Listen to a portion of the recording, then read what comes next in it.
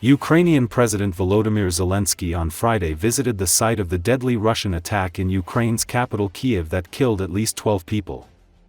According to Associated Press, the Ukrainian leader greeted international representatives and laid flowers near the wall of a destroyed building. During a news conference with reporters at the scene of Thursday's strike, Zelensky reiterated Ukraine's position on the Crimean Peninsula. Ukraine will not legally recognize any temporarily occupied territories. It seems to me that this is an absolutely fair position. It is legal not only from the point of view of the Constitution of Ukraine, first of all, but also from the point of view of international law. I agree with President Trump that Ukraine does not have enough weapons to regain control of the Crimean Peninsula with weapons. But we and the world have sanctions options, he added. Zelensky also said that he may not have time to attend Pope Francis' funeral at the Vatican, but the Ukrainian Foreign Minister and the First Lady of Ukraine will be in attendance. Russia pounded Kyiv with an hours-long barrage of missiles and drones on Thursday, killing at least 12 people in its deadliest assault on the Ukrainian capital since July and drawing a rare rebuke of Moscow from U.S. President Donald Trump just as peace efforts were coming to a head. The attack kept residents on edge for about 11 hours, with many staying awake all night while loud explosions reverberated around the city and flashes of light punctuated the sky. Families gathered in public air raid shelters, some of them bringing cats and dogs. The strikes that began around 1 a.m. hit at least 5 neighborhoods and heavily damaged multiple residential buildings. Around 90 people were wounded.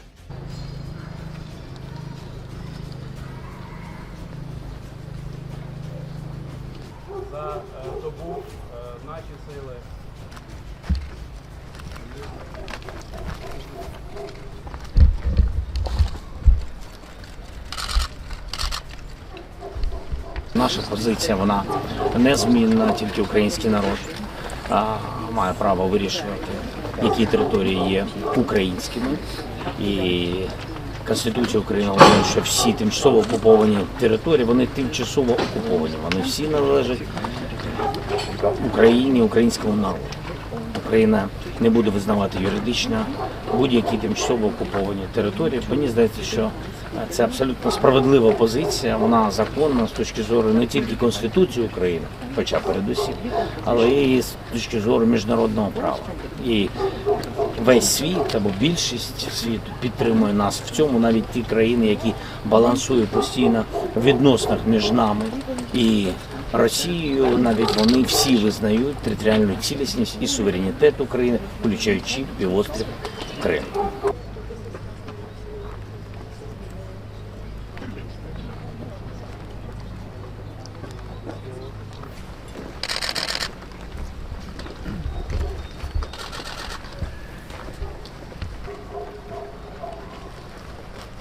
Ми працюємо над інфраструктурою гарантій безпеки. Навіть там, де європейські війська, ми говоримо про бекстоп Сполучених Штатів Америки.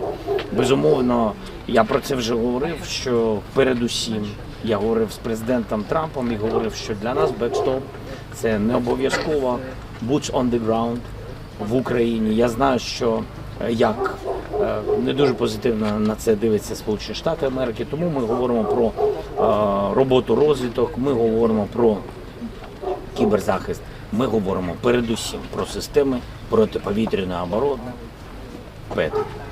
І для нас це дуже важливо. І ми всі з вами відчуваємо, наскільки це важливо, життєво важливо.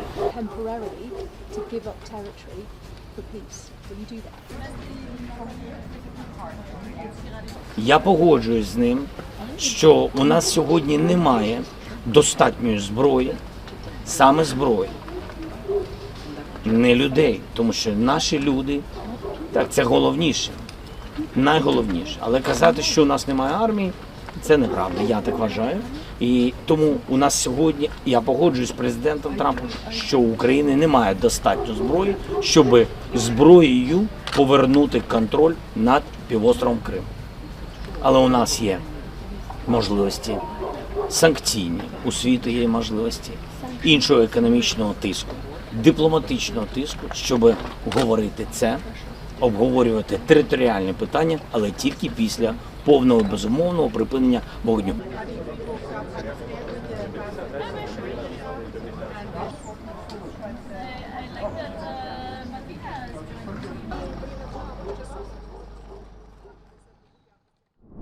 NATO Secretary General Mark Rutte said Thursday U.S. President Donald Trump and the leaders of European nations all agree that Russia is a long-term threat to NATO territory.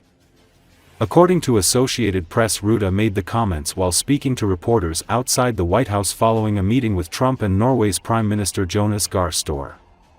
Despite acknowledging that threat, Rutte sounded a somewhat positive tone about the possibility of a US-led peace deal to end the war between Russia and Ukraine. "I am seeing a situation where under President Trump's leadership, this could be brought to a positive end. And that is very important, and I really want to thank him for that," Rutte said. Asked whether Russian President Vladimir Putin really wants to agree to a peace deal, Rutte responded he doesn't know. "I stopped reading his mind, we'll see," he said. "But there is something on the table now, I think, where the Ukrainians are really playing ball. And I think the ball is clearly in the Russian court now."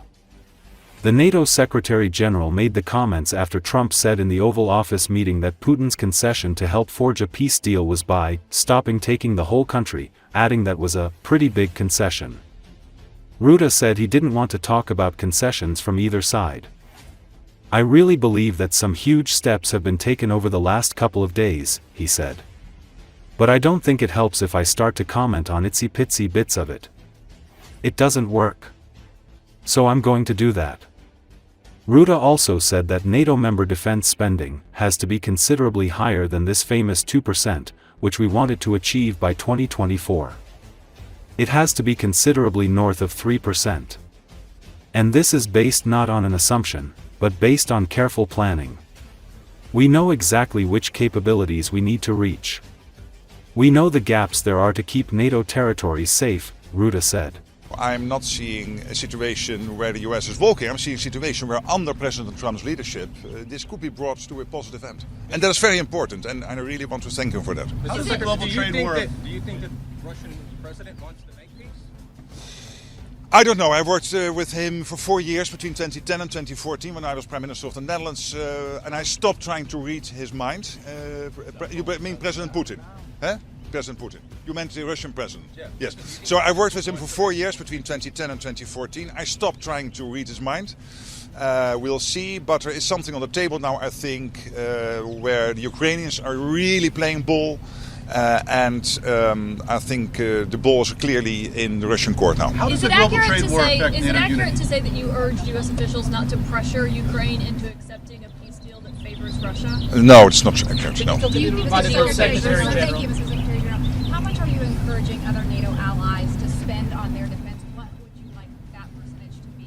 Yes, it has to be considerably higher than this famous 2%, which we wanted to achieve by 2024.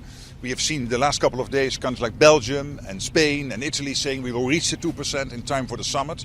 So that is not 2024 but close. But clearly with 2% we cannot defend NATO territory. It has to be considerably higher. And I've said before, it has to be considerably north of 3%. And this is based not on an assumption, but based on careful planning. We know exactly which capabilities we need to reach.